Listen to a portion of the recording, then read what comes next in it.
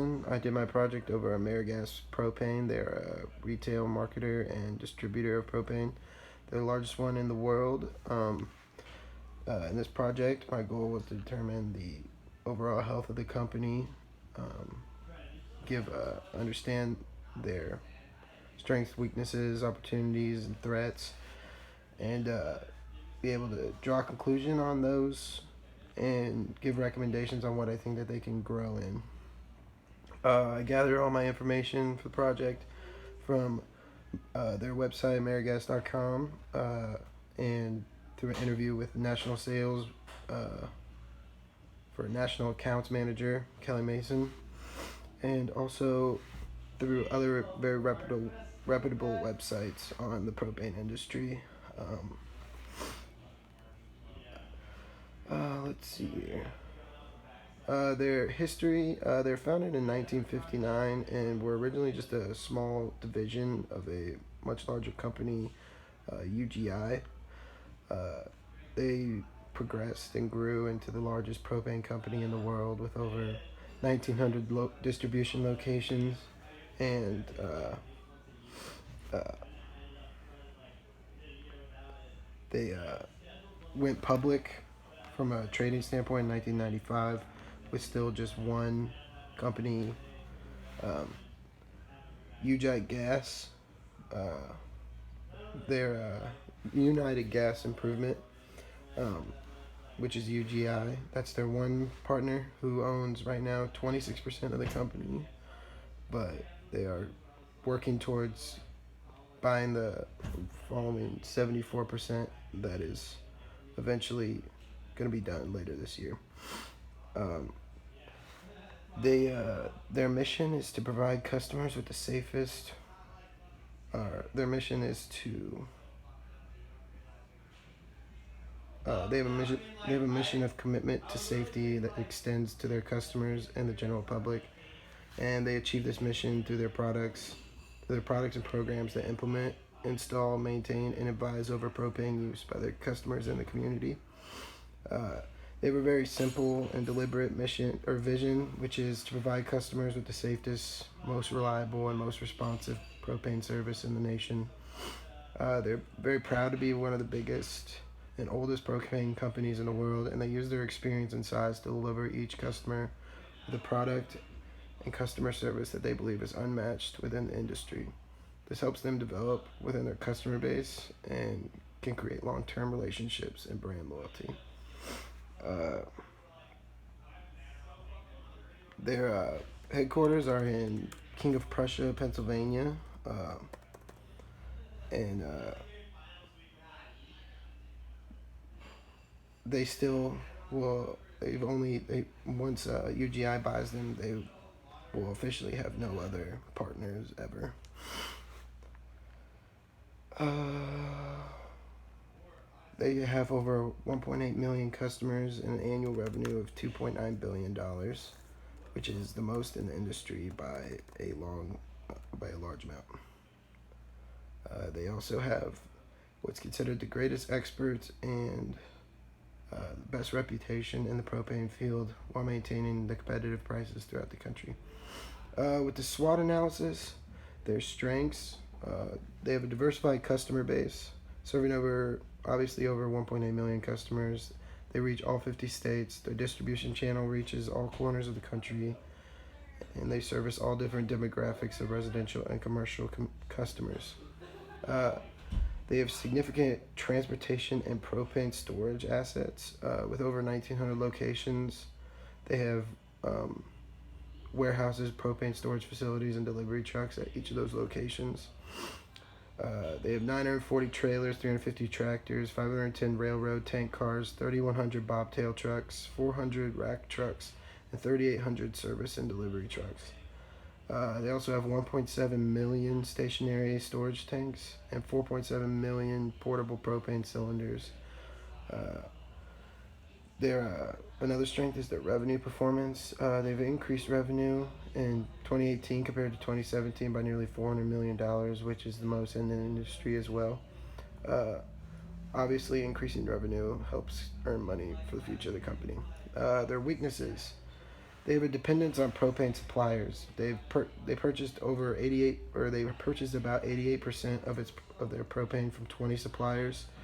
Uh, if the suppliers changed their prices or decided to supply to another company instead, the cost of replacing those supplies and transporting them from different locations and storing them could affect AmeriGas's bottom line. Um, they also have a substantial amount of long-term debt right now, but with the purchase of with UGI's takeover, they're actually taking on most of that debt, so that weakness will eventually go away. Opportunities.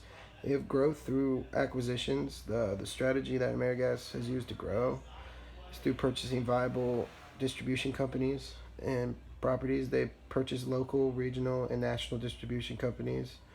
It enables them to enhance their customer base and increase their demographic it serves. Uh, Also, another opportunity is the liquid fuel consumption in the U.S. U.S. has increased their liquid fuel consumption 20.3 million barrels a day in 2018. Uh, that increase is an opportunity for enhanced growth in the industry. In 2019, that use is supposed to go up by 9% as well. Uh, and then there's a growing demand for natural gas. The U.S. has been the largest producer and consumer of natural gas in North America. Uh, this consumption is about to increase 2.6% in 2019 due to the new chemical plants coming online. But propane can work it, or AmeriGas can work their way into that 2.6% and take some of that market share. Some of the threats: competition from other energy sources. Propane competes against natural gas, electricity, and fuel oils, most of which are less expensive to produce and sell. Natural gas has built distribution companies in areas that used to rely on propane, and electricity and natural gas are cheaper for the individual consumer to buy. This competition can result in loss of customers and dip in profits. Another threat is weather conditions.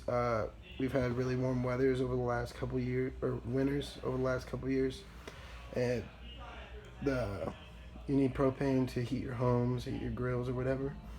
The warmer it is, the less people are going to buy propane to heat things up, and that's going to be the less money that AmeriGas makes.